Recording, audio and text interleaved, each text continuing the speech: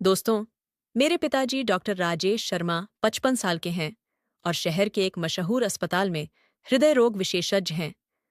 Doctor होने की वजह से वह बहुत सख्त और पैसों के मामले में थोड़े कंजूस हैं, लेकिन अपने परिवार से उनका प्यार बेपनाह है। मेरी माँ प्रिया एक बहुत ही खुशमिजाज और प्यार करने वाली महिला हैं। मेरी एक बड़ी बहन है, मेघा। वह 24 साल की है और बहुत समझदार है। वह अपने भाई बहनों की देखभाल किसी माँ की तरह करती है। उसकी शादी हो चुकी है और उसका पति अक्षय मेरे पिताजी के अस्पताल में प्रशासनिक अधिकारी है। हालांकि वह अपने ससुराल में रहती है, लेकिन उसका घर हमारे मोहल्ले में ही है, ठीक हमारे घर के सामने। मेरी एक छोटी बहन भी है, रिया। वह 18 साल की है और पढ़ाई के लिए दूसरे शहर में हॉस्टल में रहती है। वह बहुत चतुर और शरारती है। अब मैं अपने बारे में बताता हूँ। मेरा नाम आर्यन है और मैं 20 साल का हूँ। मेरे मम्मी पापा मुझे बेटा कहकर बुलाते हैं। मैं अपने पिताजी से थोड़ा सहमता हूँ, लेकिन माँ और बहनों की हर बात मानता हूँ। मैं बहुत शांत स्वभाव का हूँ और अकेले रहना पसंद करता हूँ। बचपन से ही मैं अपनी बहनों के साथ खेलता आया हूँ, इसलिए कॉलेज में मेरे ज्यादा दोस्त नहीं हैं, लेकिन मुझे इसकी कोई शिकायत नहीं। अब उस घटना की बात करता हूँ, जिसने मेरी जिंदगी को एक नया मोड़ दे दिया। दोस्तों, मैं कॉलेज में था और उन दिनों गर्मी अपने चरम पर थी। रोज धूप में कॉलेज जाने की वजह से मुझे त्वचा पर एलर्जी हो गई थी। मेरे हाथों और पीठ पर लाल चकत्ते उभर आए थे और खुजली इतनी तेज थी कि मैं परेशान हो गया था। मैं अपने पिताजी से खुलकर बात नहीं कर पाता था, इसलिए मैंने माँ को अपनी तकलीफ बताई। मैंने कहा, माँ मुझे बहुत खुजली हो रही है, कुछ समझ नहीं आ रहा कि क्या करूं। माँ ने चिंता से पूछा, बेटा कब से हो रही है ये परेशानी? मैंने जवाब दिया, पहले तो हल्की थी, लेकिन आज बहुत बढ़ गई है। माँ ने कहा, ठीक है, पहले मुझे दिखा तो सही कि क्या हुआ है। मैं कुछ कहने ही वाला था कि माँ ने मेरा हाथ पकड़ लिया और ध्यान से देखने लगी। मेरे हाथ पर लाल निशान साफ दिख रहे थे। माँ ने धीरे से मेरा हाथ ऊपर उठाया और करीब से देखने लगी। तभी मेरे साथ कुछ ऐसा हुआ जो मैंने पहले कभी महसूस नहीं किया था, वो भी अपनी माँ के साथ। मुझे लगा जैसे मैं किसी दूसरी दुनिया में पहुंच गया हूं। माँ की नजरें भी मुझ पर ठहर गई थीं। उनकी सांसें तेज हो गई थीं और वह मेरे और करीब आती जा रही थीं। एक पल ऐसा आया जब वह इतनी पास थीं कि उनकी सांसें मेरे चेहरे पर महसूस हो रही थीं। फिर अचानक माँ ने कुछ ऐसा किया जो मेरे लिए अनजाना था। उन्होंने अपने होंठ मेरे हाथ पर रख दिए और कुछ सेकंड तक वैसे ही रुकी रहीं। फिर बिना एक शब्द कहे वह चुपचाप उठीं और कमरे से बाहर चली गईं। मैं स्तब्ध रह गया। मेरे दिमाग में सवालों का तूफान उठने लगा कि ये क्या था और क्यों हुआ। शाम को मैं उसी घटना के बारे में सोचता रहा और अपने कमरे में बैठा रहा। रात को जब पिताजी घर लौटे तो उन्होंने आवाज दी, बेटा कहाँ है? खाना तैयार है, मैं तुम्हारा इंतजार कर रहा हूं। मुझे समझ नहीं आ रहा था कि माँ के सामने कैसे जाऊं, इसीलिए मैं चुपचाप बैठा रहा। पिताजी ने फिर कहा, आर्यन जल्दी आओ। मैंने जवाब दिया, हाँ पापा, बस आ रहा हूं। जब मैं खाने की मेज पर पहुंचा तो माँ और पिताजी पहले से वहां बैठे थे। माँ सामान्य तरीके से बात कर रही थीं, जैसे कुछ हुआ ही न हो। उन्होंने कहा, बेटा इतनी देर क्यों लगा दी? तुम्हारे पापा को सबके साथ खाना पसंद है, ये तो तुम जानते हो। मैंने कहा, माँ कुछ खास नहीं, बस अपने काम में व्यस्त था। पिताजी बोले, चलो अब ज्यादा मत सोचो, खाना खाओ और बताओ कॉलेज में पढ़ाई कैसे चल रही है। मैंने जवाब दिया, सब ठीक है पापा। फिर हम सबने साथ में खाना खाया। पिताजी रोजमर्रा की बातें करते रहे, लेकिन मेरा ध्यान बार बार माँ की ओर जा रहा था। वह शांत थीं, जैसे कुछ हुआ ही न हो। खाना खत्म होने के बाद हम थोड़ी देर साथ बैठे, फिर पिताजी और माँ अपने कमरे में चले गए। मैं अपने कमरे में आया और सोचते सोचते कब सो गया, पता ही नहीं चला। अगली सुबह मैं रोज की तरह 7 बजे उठा और जल्दी से तैयार होकर बाहर आया। पिताजी अखबार पढ़ रहे थे और अस्पताल जाने की तैयारी कर रहे थे। मैं उनके पास बैठ गया। तभी माँ ने आवाज लगाई, बच्चों, नाश्ता तैयार है, जल्दी आओ। मैं डाइनिंग टेबल पर बैठ गया, लेकिन पिताजी अभी अखबार में डूबे थे। माँ ने हंसते हुए कहा, अरे आपका बेटा इंतजार कर रहा है, जल्दी आइए। पिताजी बोले, हाँ बस आ रहा हूँ। हम दोनों ने साथ में नाश्ता किया और फिर पिताजी अस्पताल चले गए। मैं अपने कमरे में बैग लेने गया, तभी माँ दरवाजे पर आ खड़ी हुई। मैं चुपचाप बाहर निकलने की कोशिश कर रहा था, लेकिन माँ ने मुझे रोक लिया और गले से लगा लिया। माँ हमेशा मुझे गले लगाती थीं, लेकिन आज कुछ अलग था। इस बार उन्होंने गले लगाते हुए मेरी पीठ पर हल्का सा थप्पड़ मारा। मैं चौंक गया। पहली बार मैंने माँ को इस अंदाज में देखा था। फिर माँ ने मेरी ओर देखा और मुस्कुराई, जैसे कुछ हुआ ही न हो। तभी उन्होंने पूछा, बेटा मेरी साड़ी कैसी लग रही है? मैं अच्छी लग रही हूं ना? मैं कुछ जवाब न दे सका और चुपचाप वहां से निकलकर कॉलेज चला गया। कॉलेज में मेरा मन बिल्कुल नहीं लगा। माँ की हरकतें मेरे दिमाग में बार बार घूम रही थीं। आखिर वह ऐसा क्यों कर रही थीं? उनका मकसद क्या था? ढेर सारे सवाल मेरे मन में उठ रहे थे। एक पल को मुझे खुद पर गुस्सा आया कि मैं अपनी माँ के बारे में ऐसा क्यों सोच रहा हूं, लेकिन फिर वो लम्हा याद आ गया जब उन्होंने मुझे गले लगाया था। मैंने खुद से कहा, जो हो रहा है उसे समझने की कोशिश कर। आगे जो होगा वो देखा जाएगा। मुझे नहीं पता था कि घर पहुंचने पर मेरा इंतजार और भी कुछ कर रहा होगा। जैसे जैसे मैं घर के करीब पहुंचा, मेरी धड़कनें तेज होती गईं। घर पहुंचते ही एक अजीब सा सन्नाटा था। माँ कहीं दिखाई नहीं दी। मुझे समझ नहीं आ रहा था कि माँ कहाँ गईं। उन्हें आवाज देने की हिम्मत भी नहीं हो रही थी। मैंने पूरा घर खोजा, लेकिन माँ कहीं नहीं मिली। आखिरकार मैं छत पर गया। वहां माँ दीवार से टिकी हुई बाहर देख रही थीं। शायद मेरे कदमों की आहट से वह चौंक गईं। मुझे देखते ही वह बोलीं, बेटा, मैं बहुत बुरी माँ हूं ना? मुझे खुद समझ नहीं आ रहा कि कल और आज सुबह मेरे साथ क्या हो गया। मुझे माँ कहलाने में भी शर्मिंदगी महसूस हो रही है। उनकी आवाज में उदासी थी। मैं घबरा गया और उनके पास जाकर बोला, माँ, आप ऐसा क्यों कह रही हैं? मैंने उन्हें गले से लगा लिया। उस पल मुझे लगा जैसे मैं कोई सपना देख रहा हूं। जैसे ही मैं पीछे हटने लगा, माँ ने मेरा हाथ पकड़ लिया। मैं वहीं रुक गया। फिर माँ हल्के से मुस्कुराईं। तभी नीचे दरवाजे की आवाज आई और पिताजी ने पुकारा, प्रिया कहाँ हो? माँ तुरंत नीचे चली गईं। नीचे पिताजी के अस्पताल का एक दोस्त आया था। दोनों बैठकर बातें करने लगे। माँ किचन में चली गईं और मैं अपने कमरे में पढ़ाई करने बैठ गया। रात 10 बजे हम सब खाने के लिए बैठे। पिताजी का दोस्त जा चुका था और पिताजी थके हुए लग रहे थे। खाना खाकर वह सो गए। करीब 10 मिनट बाद माँ मेरे कमरे में आईं और बोलीं, 5 मिनट बाद मेरे कमरे में आना। यह कहकर वह पिताजी के पास अपने कमरे में चली गईं। मुझे समझ नहीं आया कि माँ ने मुझे 5 मिनट बाद क्यों बुलाया। मेरी बेचैनी बढ़ने लगी। आखिरकार 5 मिनट बाद मैं उनके कमरे में गया। अंदर जाते ही मैं हैरान रह गया। माँ पिताजी के पास बैठी थीं।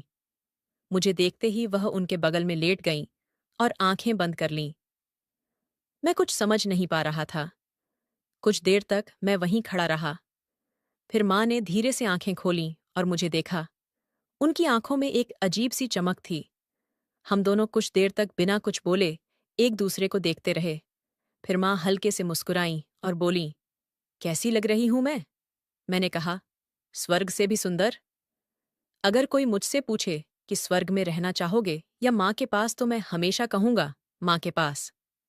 ये सुनकर माँ हंस पड़ीं और बोलीं, अगर मैं इतनी अच्छी लगती हूं तो फिर आने में इतनी देर क्यों लगाई? उनकी बात सुनकर मैं शर्म से लाल हो गया। फिर माँ ने मुझे छेड़ते हुए कहा, अच्छा बताओ, उसका क्या नाम है? मैंने चौंक कर पूछा, किसका? माँ ने मुस्कुराकर कहा, जिसके बारे में तुम सोच रहे थे। मुझे बहुत शर्मिंदगी हुई, लेकिन मैं चुपचाप खड़ा रहा। माँ मेरी चुप्पी देखकर हंसने लगीं और बोलीं, जब इतनी देर तक सोचते रहे तब तो शर्म नहीं आई। मैंने जवाब दिया, शर्म कैसी?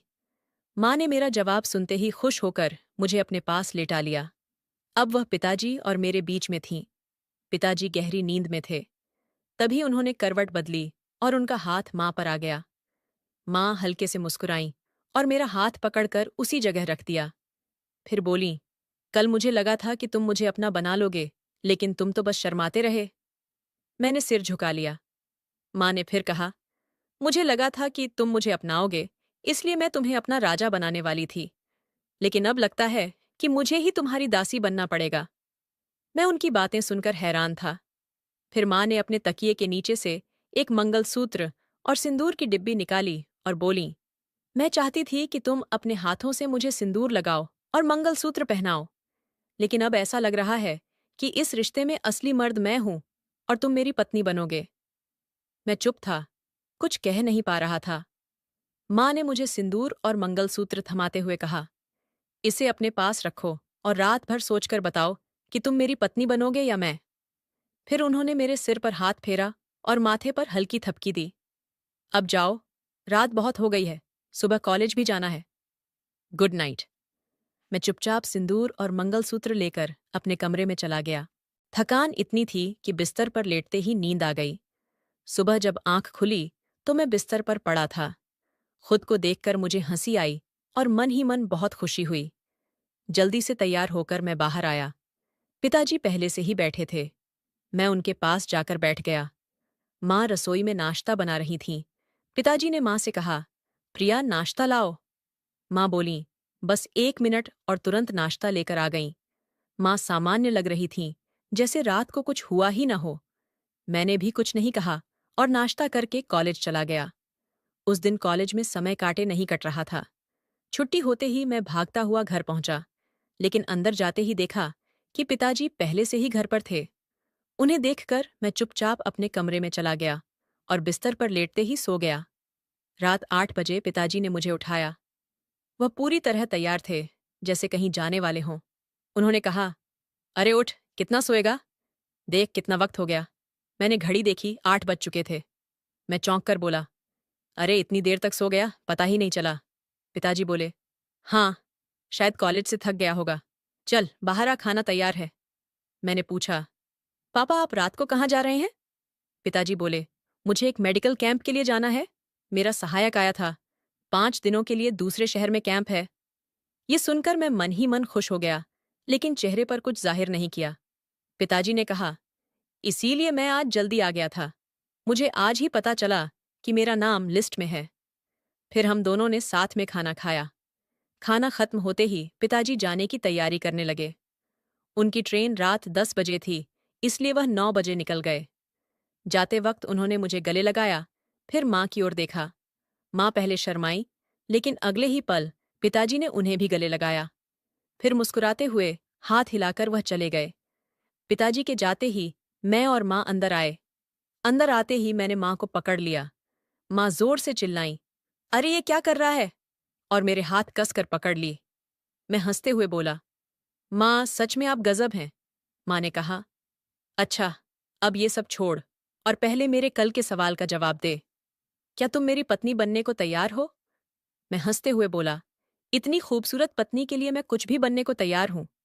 माँ ने मेरी बात सुनते ही मुझे हल्की चपत मारी और बोली, बदमाश, पहले सिंदूर और मंगलसूत्र लेकर आ। मैं भागकर अपने कमरे में गया और सिंदूर व मंगलसूत्र लेकर लौटा। दरवाजे पर पहुंचा तो देखा कि वह पहले से खुला था। मैं अंदर गया और माँ के सामने खड़ा हो गया। माँ ने मेरे हाथ से सिंदूर लिया और मेरी मांग भर दी। फिर उन्होंने मेरे गले में मंगलसूत्र पहना दिया। वह मंगलसूत्र एक साधारण चेन जैसा था, जिसे देखकर कोई नहीं समझ सकता था कि ये क्या है, लेकिन मैं और माँ इसका मतलब जानते थे। मैं तुरंत उनके पैर छूने झुका। माँ ने आशीर्वाद देते हुए कहा, हमेशा खुश रहो। फिर मुझे पीछे धकेलकर बिस्तर पर बैठा दिया। उनके इस अंदाज से मैं बेचैन हो गया और उनकी ओर बढ़ने लगा, लेकिन माँ बोली, यहीं बैठ। मैंने उठने को कहा क्या? मैं चुपचाप बैठा रहा। फिर माँ ने धीरे धीरे मेरे सिर पर हाथ फेरते हुए कहा, इतनी जल्दबाजी क्यों कर रहा है? मैंने झिझकते हुए कहा, माँ अब तो पास आने दो। माँ ने मेरी ओर देखा और हल्के से मुस्कुराई। क्यों? पहले तो बहुत हिम्मत दिखा रहा था। मैंने कहा, माँ आप मुझे परेशान कर रही हैं। माँ जोर से हंस पड़ी और मजाक में बोली, तो तुझे सिखाने का यही तरीका ठीक है। मैं भी हंसते हुए सिर हिलाया। फिर माँ मुस्कुराई और बोली, अच्छा मेरे राजा साहब, अब क्या करना चाहते हैं? ये पहली बार था जब माँ ने मुझे राजा साहब कहा। मैं खुशी से उनकी ओर बढ़ा, लेकिन माँ बोली, इतनी जल्दी क्यों? मैं कहीं भाग नहीं रही। मैं हंसते हुए बोला, हाँ, लेकिन अब सब्र नहीं होता। माँ हंसकर बोली, शाबाश बेटा, अब देखती हूँ कि तुम अपनी प्रिया को कहाँ तक ले जाते हो। मुझे माँ का ये अंदाज पसंद आने लगा था। उनका ये नया रूप देखकर मैं रोमांचित हो रहा था। फिर मैंने धीरे से कहा, माँ एक बात बताओ। माँ हंसते हुए बोली, कौन सी बात? मैंने कहा, पापा भी तो आपको बाबू कहते हैं ना। माँ पहले रुकीं, फिर मुस्कुराईं और बोलीं, हाँ लेकिन तुझे इससे क्या? मैंने हंसते हुए कहा, तो अब मैं भी आपको माँ नहीं, बाबू कहूंगा। माँ जोर से हंस पड़ी और मेरे सिर पर हल्की चपत मारते हुए बोलीं, बिल्कुल नहीं। फिर माँ मुस्कुराईं और बोलीं, तुझे क्या लगता है कोई मुझसे दूर रह सकता है? मैंने तुरंत कहा, नहीं माँ, कोई भी नहीं। माँ ने प्यार से कहा, तो तुझे तेरा जवाब मिल गया। मैंने थोड़ा हिचकते हुए कहा, माँ, उस दिन जब मैंने आपको देखा तो खुद को रोक नहीं पाया और फिर ये सब हो गया। माँ चुप हो गईं। फिर मैंने पूछा, अब तो आप खुश हैं ना? माँ ने सिर हिलाकर कहा, हाँ। मैं मुस्कुराते हुए बोला, माँ, आप क्या कर रही हैं? क्या मैं आपका नौकर हूं? माँ ने मेरी बात सुनकर हल्के से मुस्कुराईं और शर्मा गईं। मैंने मजाक में कहा, तो क्या आप मेरी नौकरानी बनेंगी? माँ ने हल्के से डांटते हुए कहा, पहले चुपचाप बैठ। कुछ देर चुप रहने के बाद मुझे नींद आने लगी, क्योंकि रात बहुत हो गई थी। थोड़ी देर बाद जब आंख खुली तो देखा कि माँ अभी भी जाग रही थीं और मुझे देख रही थीं। मैंने हैरानी से पूछा, माँ, ऐसे क्या देख रही हैं? माँ ने मेरे बालों में हाथ फेरते हुए कहा, बस ये देख रही हूं कि मेरा बेटा कितना बड़ा हो गया है और कैसे कैसे काम करने लगा है। मैं हंस पड़ा और बोला, माँ, सच में आप कमाल हैं। माँ चुप हो गईं। फिर मेरे बाल सहलाते हुए बोली, ये बहुत पुरानी बात है। मैंने झुंझलाकर कहा, माँ, गोल मटोल बातें मत करो, सीधे बताओ क्या हुआ? माँ ने गहरी सांस ली और बोली, ये उस वक्त की बात है जब मैं जवान थी। मेरे मन में ऐसी चीजों को लेकर बहुत उत्सुकता थी। मेरी एक सहेली थी। हम दोनों कभी कभी ऐसी बातें देखा करते थे। एक दिन हमने एक वीडियो देखा। उसमें एक 18 साल का लड़का 40 साल की महिला से बात कर रहा था। लड़के ने कहा, तुम्हें देखता हूं तो खुद को रोक नहीं पाता। तुम इतनी खूबसूरत हो कि कोई भी तुम्हें देखकर पागल हो जाए। वो औरत पहले हंसी, फिर बोली, बेटा, मैं तुमसे बहुत बड़ी हूं। लेकिन लड़के ने कहा, मुझे इससे फर्क नहीं पड़ता। उम्र तो बस नंबर है, प्यार दिल से होता है। माँ मुस्कुराईं और बोली, तब मैंने और मेरी सहेली ने इस पर खूब बात की। हमें अजीब लगा, लेकिन कहीं न कहीं समझ आया कि प्यार की कोई उम्र नहीं होती। मैं उत्सुकता से बोला, फिर क्या हुआ माँ? माँ ने हल्के से मुस्कुराते हुए कहा, वो औरत पहले मना करती रही, लेकिन धीरे धीरे उसने लड़के का प्यार कबूल कर लिया। एक दिन उसने खुद उसका हाथ पकड़ा और बोली, अगर तुम सच में मुझसे प्यार करते हो तो मेरी इज्जत करना सीखो। मैं उनकी बातें ध्यान से सुन रहा था। फिर मैंने कहा, तो माँ, क्या आपको भी कभी ऐसा कुछ लगा? माँ मेरी ओर देखकर चुप रहीं। फिर मेरे बाल सहलाते हुए बोलीं, मैंने कभी नहीं सोचा था कि मेरे साथ ऐसा होगा। लेकिन जब तुमने मुझे उस दिन देखा, तो तुम्हारी आंखों में वही भाव थे जो उस लड़के की आंखों में थे। मैं कुछ बोल नहीं पाया, बस उनकी आंखों में देखता रहा। फिर माँ मुस्कुराईं और बोलीं, अब तुम बड़े हो गए हो, इसीलिए ये सब तुम्हारे लिए नया नहीं है। मैंने हल्के से कहा, तो क्या आपने मेरे सवाल का जवाब दे दिया? माँ ने मेरा चेहरा अपने हाथों में लिया और बोलीं, तुझे क्या लगता है? मैं मुस्कुराया और उन्हें गले लगा लिया। माँ ने मेरे सिर पर हाथ फेरा और बोली, अब सो जा, रात बहुत हो गई है। और हाँ, सपने में फिर से वही सवाल मत पूछना। मैं हंसते हुए बोला, ठीक है बाबू, लेकिन एक दिन जवाब ले ही लूंगा। माँ हंसते हुए लाइट बंद कर दी और हम अपने अपने ख्यालों में खो गए। तो दोस्तों, ये थी हमारी नई कहानी, एक अनोखा बंधन। आपको ये कहानी कैसी लगी? कृपया कमेंट करके बताइए। अगर आपको पसंद आई हो तो इसे लाइक करें और अपने दोस्तों के साथ शेयर करें। ऐसी ही रोमांचक कहानियों के लिए हमारे चैनल को सब्सक्राइब करें और बेल आइकन दबाना न भूलें ताकि आप हमारी कोई भी कहानी मिस न करें। धन्यवाद।